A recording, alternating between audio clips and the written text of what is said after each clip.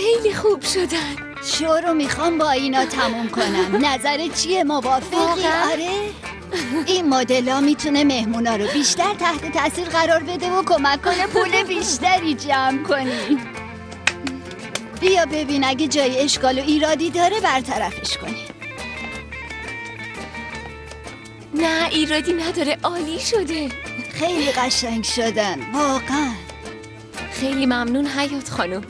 باور کنین نمیدونم چطوری ازتون من تشکر که کاری نکردم. این موفقیت مال توه. تو اونقدر با استعدادی که با وجود این همه مشکل بازم تونستی همچین شاهکارایی رو طراحی کنی. عزیز دلم.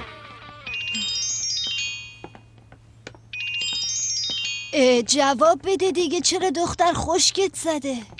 هنوز کلی کار داریم، فهمیدی؟ خیلی وقت کم داریم. زود باش جواب بده.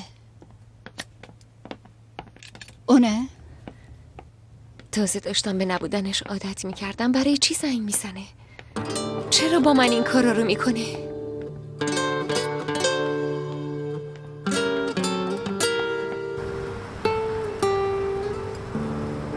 میزان حیات اشکسوی بفرمایید. میتونم با ادا خانم صحبت بکنم؟ ادا خانم نیستن. فعلا مشغول تدارک شوی لباس برای خیریه هستن. خیلی خوب باشه، متشکرم.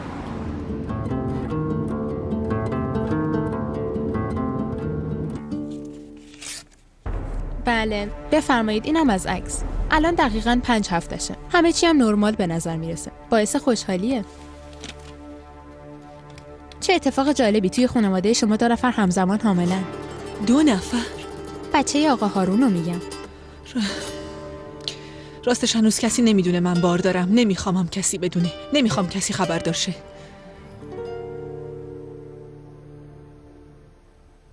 چون تصمیم دارم سقطش کنم.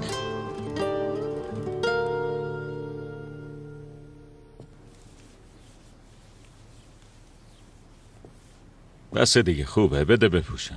صبر کن دیگه، فقط یکم مونده. غروب فامیلای شوهر ادا هم اونجان، جلوشون بد میشه. خب باشن مگه چیه؟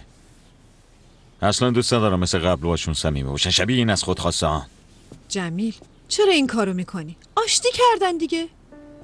گذشته رو فراموش کن. مثلا آشتی کردن که چی؟ از کجا معلوم 2 ماه دیگه جدا نشن؟ من نمیفهمم شما چجوری به این پسر اعتماد میکنین؟ این دفعه خیلی فرق میکنه. حتما ازدواج میکنن. اصلا به من چه؟ مگه کسی از من نظر خواسته؟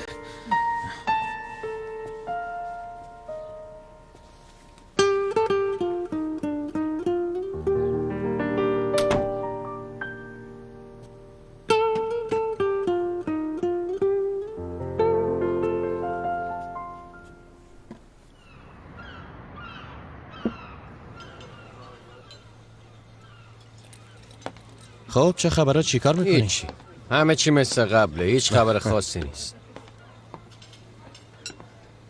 بفرمایید آقا. ممنون. نوش جان.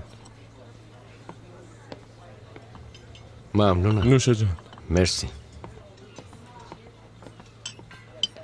ببینم اینجا اصلا شبیه جایی که قبلا میرفتیم نیست. پسر نکنه موقع حساب کردن مجبورشیم ظرف رو نه بابا نگران نباش. خب تعریف کن، از کار جدیدت راضی هستی؟ آره کم کم دارم عادت میکنم. آره سعی کن بهش عادت کنی. اگه اینطوری پیش بره بابا تو رو عضو هیئت مدیره میکنه. نه بابا دیگه چی؟ فکر کردی من و هارون واقعا میتونیم 2 تا داداش باشیم؟ خب این یکم سخته. دلت قبل از این که بفهمین برادرین چه دعوایی با هم کرده بودین؟ فکر میکرد میتونه ادارت تو دور کنه. تازه به روزنامه هم یه سری زده بود. مگه میشه یادم بره؟ امیدوارم کسی متوجه نشه که تو و ادا واقعا زن و شوهر نیستی. اگه اون بفهمه خدا میدونه چی کار میکنه. معلومه که تو این مورد خیلی مصره. به اون چه؟ به اون چه ربطی داره؟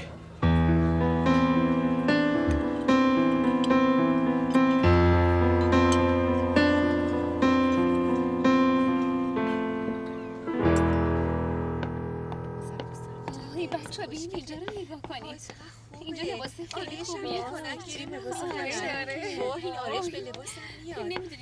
اینو کم رنگ کن، خیلی برق میزنه. خیلی خسته شدم. این چیه؟ رژ قرمز براش بزن. مناسب سنش آرایشش کن. خیلی جلب توجه میکنه. نه خیرم نمیکنه. امشب شب توه. آخر برنامه هم باید با من بیای روی سن. همه باید بشناسنه. منم باید با شما بیام. بله.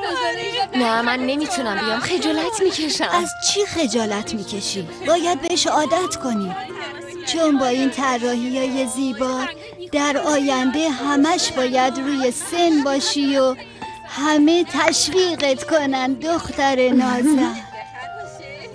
آینده تو خیلی خیلی روشنه دختر عزیزم.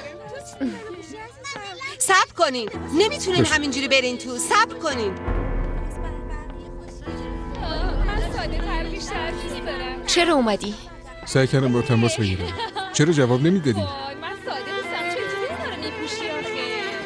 چون وقتی تو رو میبینم از احساسم میترسم.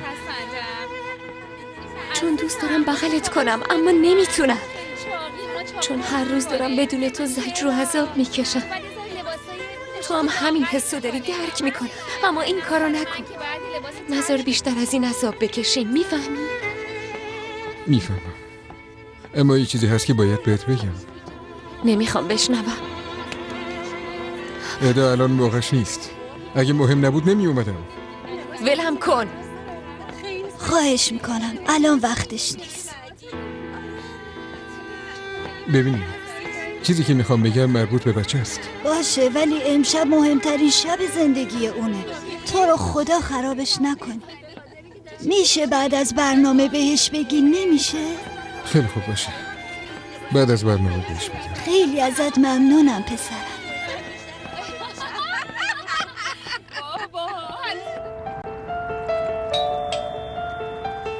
یه توپ دارم قلقلیه، سرخ سفید و آبیه، میزنم زمین هوا میره، نمیدونی تا کجا میره.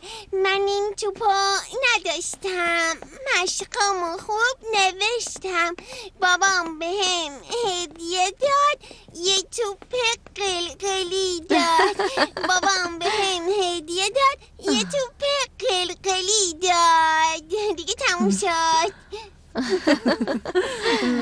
عزیزم سینم، برو از دیلک پاکت قرمز رو بگیر بیا. برات یه چیزی خریدم، عاشقش میشی. آخ جون، چی خریدی مامانی؟ برو خودت ببین. برو دیگه. مامان، امروز یه چیز عجیبی فهمیدم، حدس بزن. اوه اصلا حوصله ندارم، خودت بگو ببینم چی شده. ملدا حامله است. مطمئنی؟ هارون بهت گفت؟ نه، رفته بودم پیش دکترم.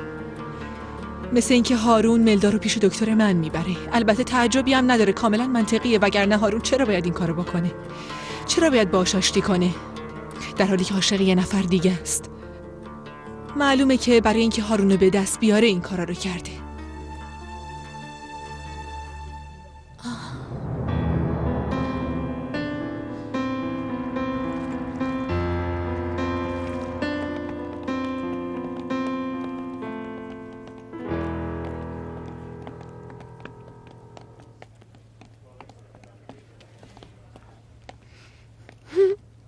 ادا، باورم نمیشه، هنوز هیچی نشده، سالن داره پر میشه. نه خیر، بیا اینجا ببینم. بیا اینجا بشین دخترم، بیا این ور، بیا اینجا بشین. همین الان اینو میخوری؟ من باید ببینم. خب حواست هست از صبح تا حالا هیچی نخوردی؟ اینقدر هیجان زدم که هیچی از گلوم پایین نمیره. اینجوری که نمیشه، یه وقت دیدی قش کردی افتادی. انگار قلبم داره وای میسته. تو باید اولین شو منو میدیدی، از هیجان زیاد خون دماغ شده بودم. ادا خانم ببینید قفل این گردنبند خرابه، میتونیم یکی دیگه انتخاب کنیم؟ باشه بریم. بشین ببینم، بشین. اول ساندویچتو تموم کن، من درستش میکنم. بیا دخترم.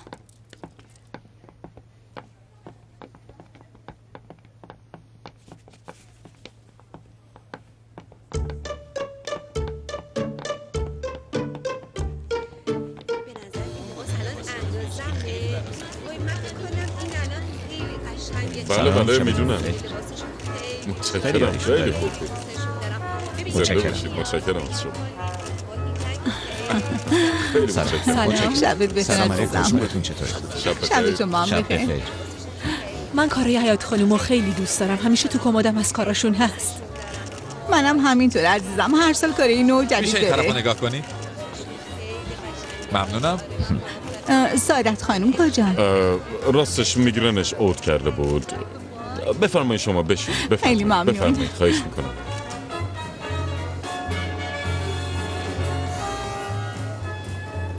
عصر بخیر نسا خانم. میتونم چند تا سوال خصوصی ازتون بپرسم؟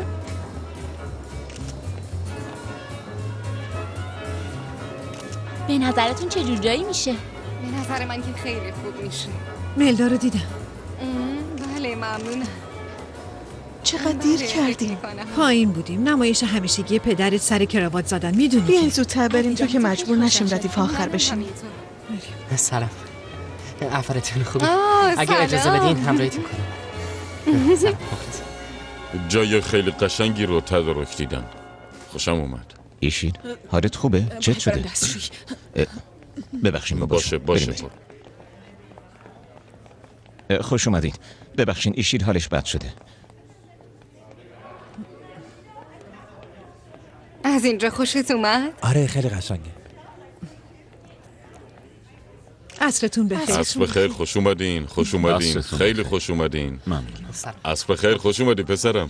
سعادت خانم نیومدن؟ یه کمی خسته بود نتونست بیاد. شنیدم دختر کوچیکتون با حیات خانم کار میکنه. واقعا باعث افتخاره. خیلی ممنونم. مرسی. تو این شو لباسایی که ادا طراحی کردم هست. واقعا آفرین. خیلی خوبه. خب عروس منه دیگه. تو اولین فرصت به دیدنتون میاییم. نامزد که بودن زود هم دیگه رو میدیدیم. بله همینطوره. منتظرتون هستیم. بفرمایید. لطفاً بفرمایید بشینین. بفرمایید.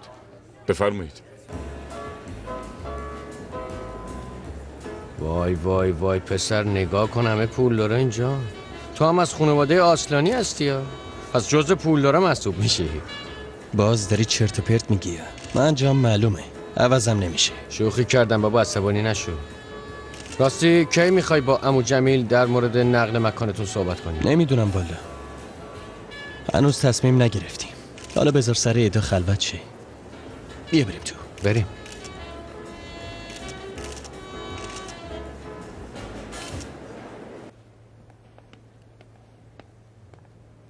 بیا. سلام بابا. چطوری پسرم؟ ممنون خوبه. اگه میدونستم تو هم میای میامدم شرکت دنبالت. رفته بودیم غذا بخوریم. با دوستم اومدم. معرفی میکنم متین. سلام عرض میکنم. بهترین دوستمه. خیلی خوشبختم. خوش اومدی پسرم. بفرمایید بشینید. خیلی خوش اومدی. سلام.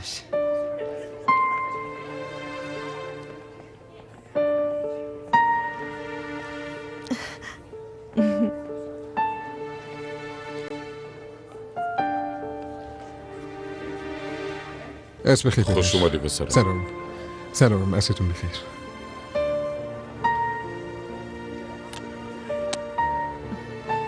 اینجا برای شوی لباس یکم عجیبه مگه نه؟ بله درسته همینطوره.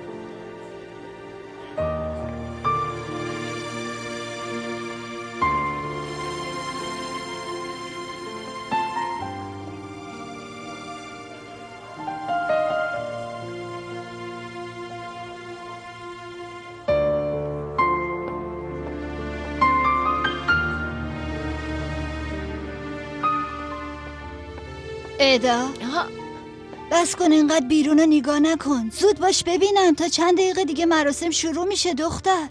همینجوری اینجا خشکت نزنه. بیا ترتیب لباسا رو چک کن. اگه کسی لباسا رو اشتباهی بپوشه آبرومون میره. الان انقدر استرس دارم که اگه لباس اشتباه هم بپوشن نمیتونم بفهمم.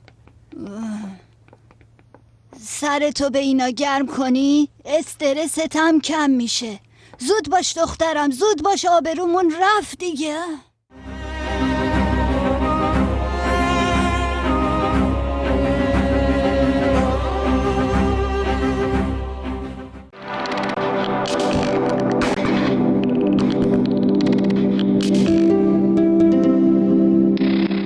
میدونم که چه حسی داری. اینکه اینقدر بهت نزدیک باشم ولی نتونم لمست کنم خیلی برام عذاب آور. لطفاً هر چی میخوای بگی زودتر بگو برو. هارون بالاخره دیر یا زود میفهمه که من حامله نیستم. چی کار کنم؟ چی کار کنی؟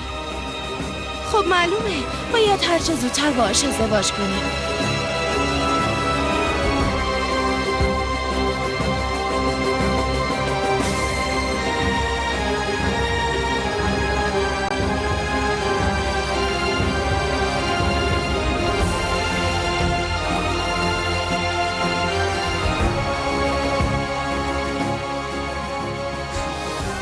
هارون صبر کن. فقط دختر شما توی اون اتاق نیست. دختر منم اونجاست. باید بدونم بچم چه مشکلی داره. کسی هم نمیتونه جلومو بگیره. نه شما نه ده. قسمت 79 سریال ماندگار امروز ساعت 6:30 بعد از ظهر و تکرار آن روز بعد ساعت 4 بامداد و 11 صبح در جم تیوی. چی شده؟ دیشب با هم قرار داشتیم. فقط بین خودمون بمونه. همه جا رو گشتیم دیگه تمیزیم. تمیز؟ اگه پسرک بیارزه از پسش بر نیاد پایش جا می‌نویسم. بر نیاد آقا مراد. مطمئن باش اسراباستوپولی خوب میدونه باید چی کار کنه. فقط خواستم ببینم به خاطرش حاضری از چی بگذاری. تو چی فکر میکنی؟ اگه اسرا پرسید منم جوابشو میدم.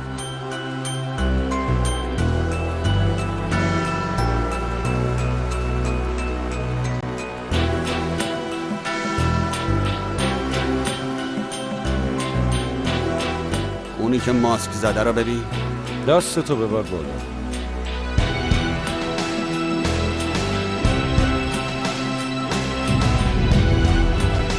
زدنش داداش. قسمت 8 سریال حکایت کهنه امشب ساعت 12 در شبکه جم. تکرار آن 5 بامداد و 5 عصر.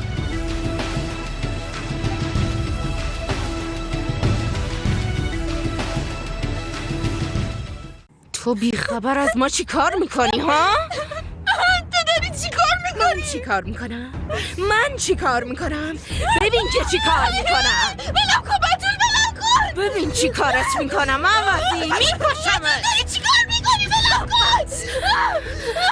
بلم کن. زود باش ببینم پسر جون کی زودتر این کارو میکنه. بیا پیشم جمیله تا دیر نشده. نظرت چیه؟ به نظرت این مرد کیه؟ معلومه که مرد با نفوذیه. آدم خطرناکیه. اما مگه من میتونم به صداداشم به چشم بد نگاه کنم؟ تو جای داداشمی درسته؟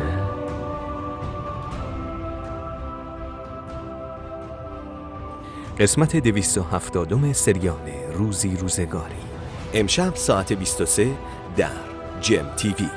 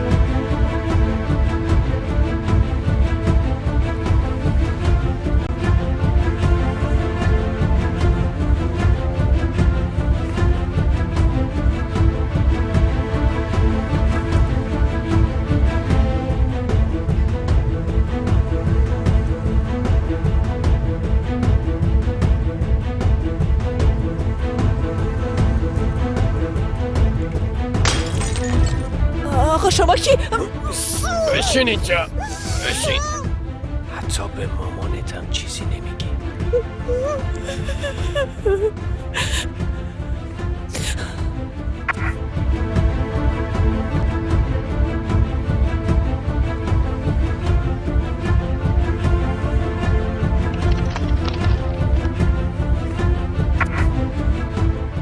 قسمت دوم سریال لطیفه امشب ساعت 9:30 در جم تیوی.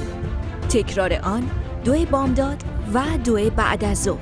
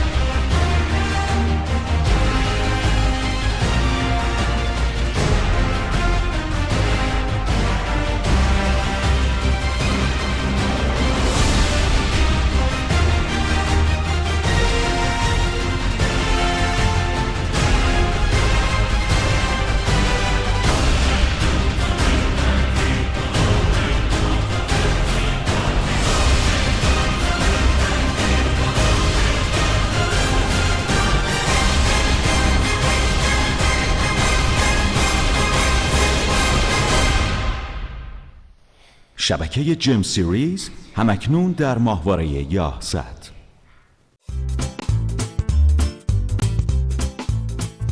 تولد تا 5 سالگی دورانیه که شاهد بیشترین میزان رشد در طول عمر خود هستیم. پایه و اساس رشد فیزیکی، اجتماعی، شناختی و زبان و اخلاق همه در طی این سالها شکل می‌گیرند.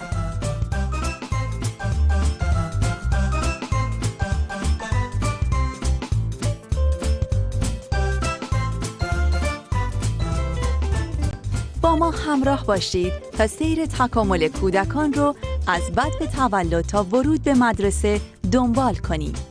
سفری از تولد تا 5 سالگی.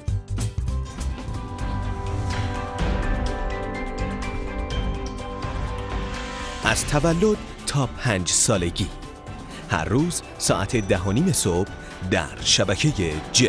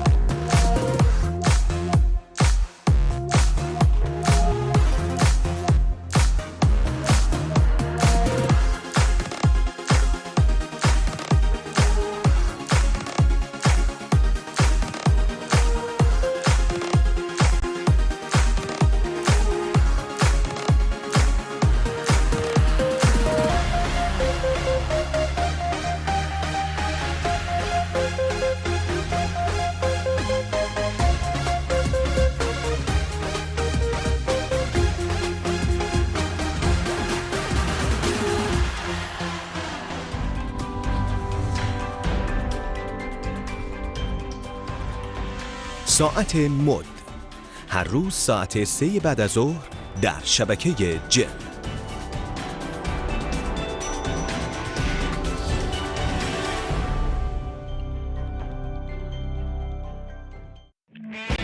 اگر شما هم به دنبال تناسب اندام هستید، با فیت کلاب روز خودتون رو شروع کنید.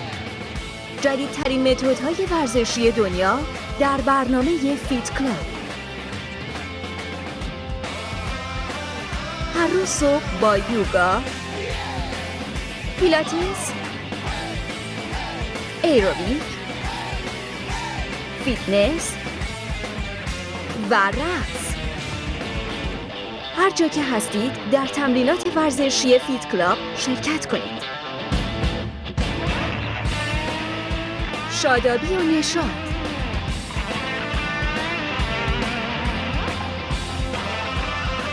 با فیت کلاب ورزش کنید.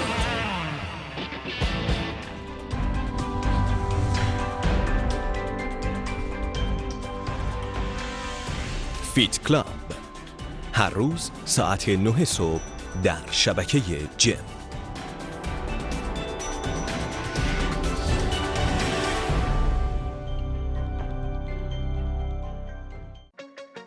از اونجایی که کشور ما یک کشور جوونیه و جمعیت بین 14 تا 24 سالش خیلی زیاده، واسه همین گروه جیم تصمیم گرفت اصلا یه شبکه اختصاصی برای گروه سنی که گفتم بفرسته رو آنتن. اسمش چیه؟ میگم الان.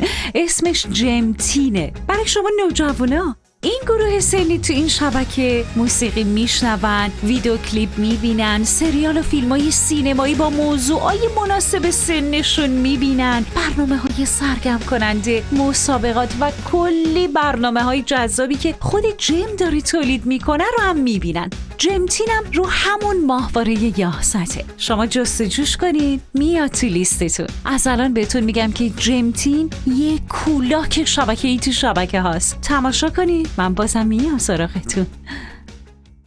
دانش پزشکی هر روز توسعه بیشتری پیدا می‌کند و محققان نظریه‌های متفاوتی در زمینه بهداشت و درمان ارائه می‌دهند.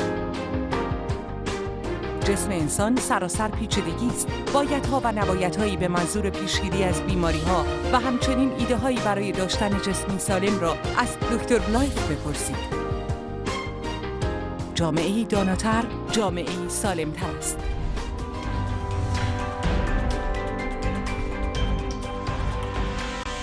دکتر لایف هر روز ساعت 4:30 بعد از ظهر در شبکه جم.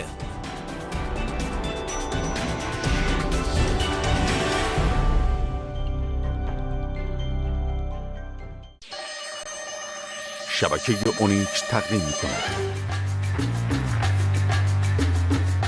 هر شب در ساعت 22 به وقت تهران و هر روز در ساعت 16، 10 و 4 بیننده یک فیلم سینمایی با دوبله فارسی از این شبکه باشید.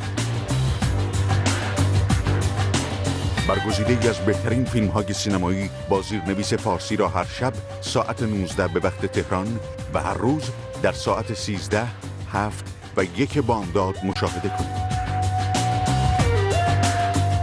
جمعه ها ساعت 10 صبح به تماشای انیمیشن های زیبا بنشینید.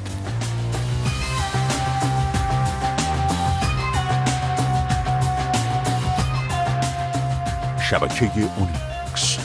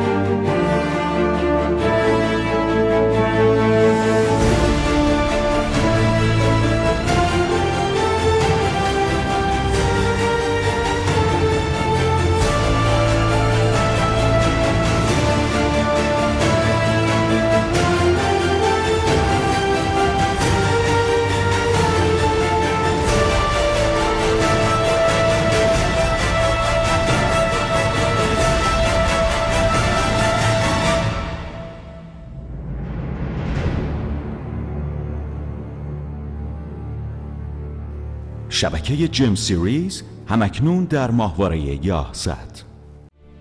شبکه جم با افتخار تقدیم می کند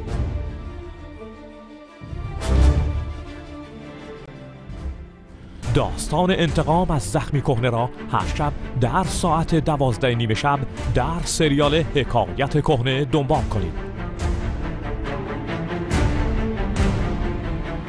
داستان غم و حسرت، عشق و زندگی هر شب ساعت 23 در سریال روزی روزگاری. اتهام، بیگناهی، قصاص و دلدادگی هر شب ساعت 21:30 در سریال دیدنی کارادایی. هر شب ساعت 20 داستان شادی ها و رنج های خانواده تکین را در سریال برگریزان دنبال کنید. داستان عشق در نگاه اول، رقابت و انتخاب نهایی هر روز ساعت 18:30 در سریال ماندگار. شبکه جم، همراه همیشگی شما.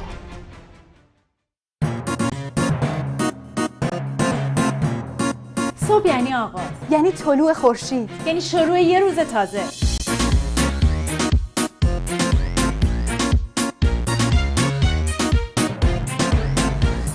یه روز تازه که شاید روز شما باشه.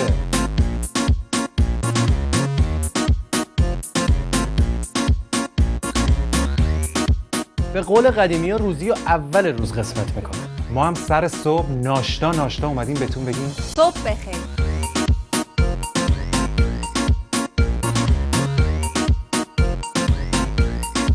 با آشپزخونه صبح بخیر. دوباره مهمون خونه هاتونیم. صبحونه امروز رو با ما میل کن. صبحتون رو با ورزش با فیت کلاب شروع کنید.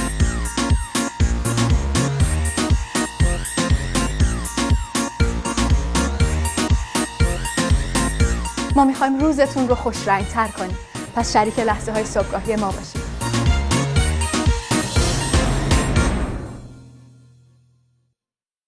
قبول دارین یه سورپرایز چقدر آدمو سر حال میکنه؟ با سورپرایزهای جمم که دیگه همه آشناییم. سورپرایز امروزمون شبکه جم سیریزه. این شبکه یکی دیگه از شبکه‌های موفق گروه جمه که فعالیتش پخش سریالای روز دنیاست. اونم برای مخاطبان فارسی زبان. حالا فرقش چیه؟ یکی این که از روزای جمعه پخش سریالامون شروع میشه. دوم این که قسمت بعدی سریالای شبکه‌های دیگر رو میتونین 1 ساعت بعد از پخشش تو جم سیریز ببینین. و یه فرق باحال دیگه‌اش اینه که سریالا تو جم سیریز بازپخش نداره. حالا همین حالا اگه ریموت کنترل ماهوارتون رو بزنین روی جستجو، خیلی راحت میتونین جم سیریز رو به لیست شبکه‌های جمتون رو یاهصد اضافه کنین. مطمئنم بیننده پر و پا قرص این شبکه میشین. میگین نه؟ امتحان کنین. من بازم میام سراغتون.